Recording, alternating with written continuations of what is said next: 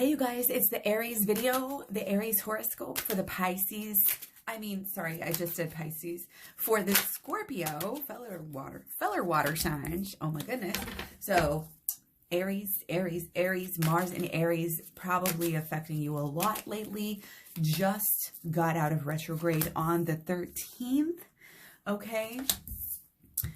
There's a lot of realizations, a lot of getting to the bottom of things right now, but it's not necessarily happening without a little bit of, upheaval, a little bit of struggle, those sorts of things. So again, seeing the silver lining, having the bigger picture of understanding what's going on right now and how exactly so much is changing. It just is really important, and okay, so we have some focus on some things that we're working on, that we're wanting to create. Okay, what we really look at your passions, what your focuses are, what you want to be known for. This change of our whole identity this year is just huge, and we've been looking at our own sincerity. We've been looking at our own habits and our own cycles of feelings too. I think this year has been really almost shown to us in a way. Okay. So we may be getting to a point, I think there's a lot of annoyances coming through still. We've got Venus opposite Mars. So relationships just might not be going that great. There are a lot of different, issues and things that can be coming on too.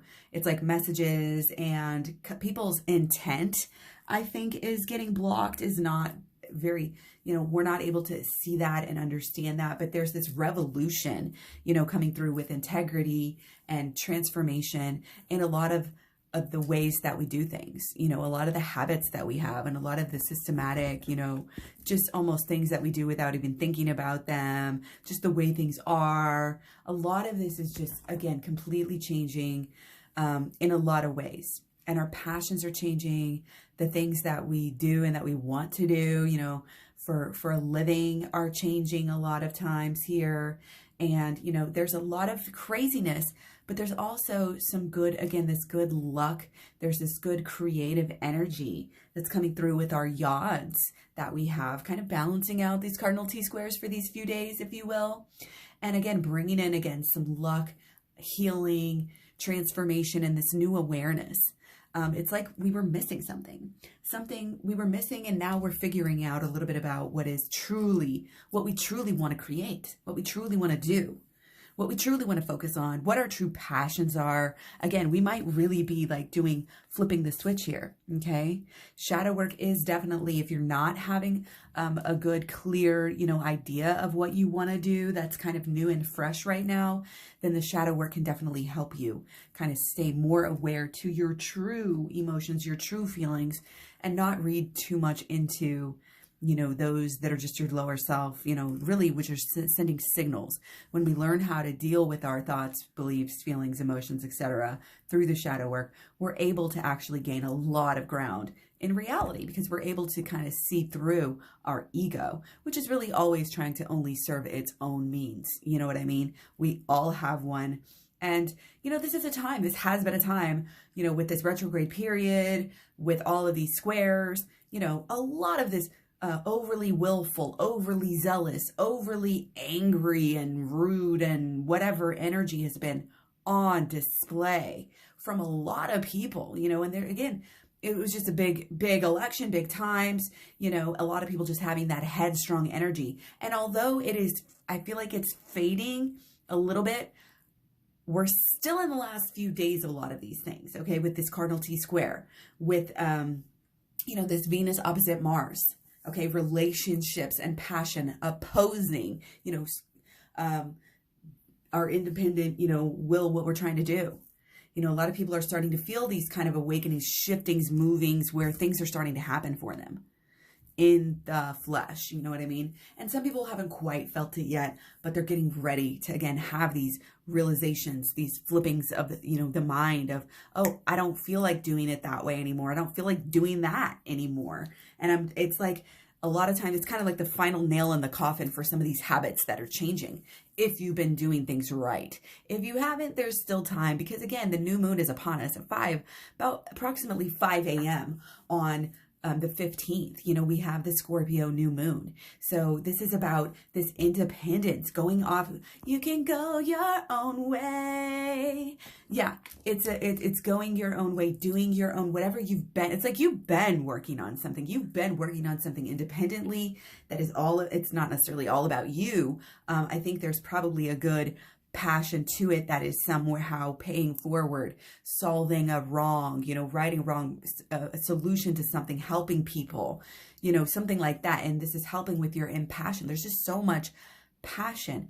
But again, maybe instead of push to try to get it through, what we do is a bit of, again, go off and do the things that you feel that you need to do.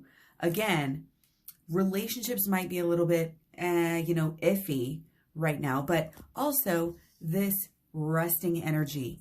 This is after the harvest. We've just made a lot of strides. We've just had a lot of, you know, hops, skips, and leaps, it feels like.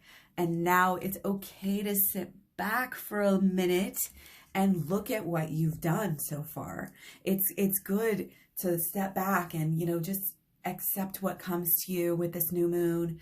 You know, it's like letting yourself days off and letting yourself be tired and not do anything. Just lay in your bed, lay in the darkness. Let the feelings be felt that you don't normally allow to come through. They will help you. Processing them will help you. Shadow work. Check out the program. It's free till the end of the year. It's so important. Shadow work is huge at this time.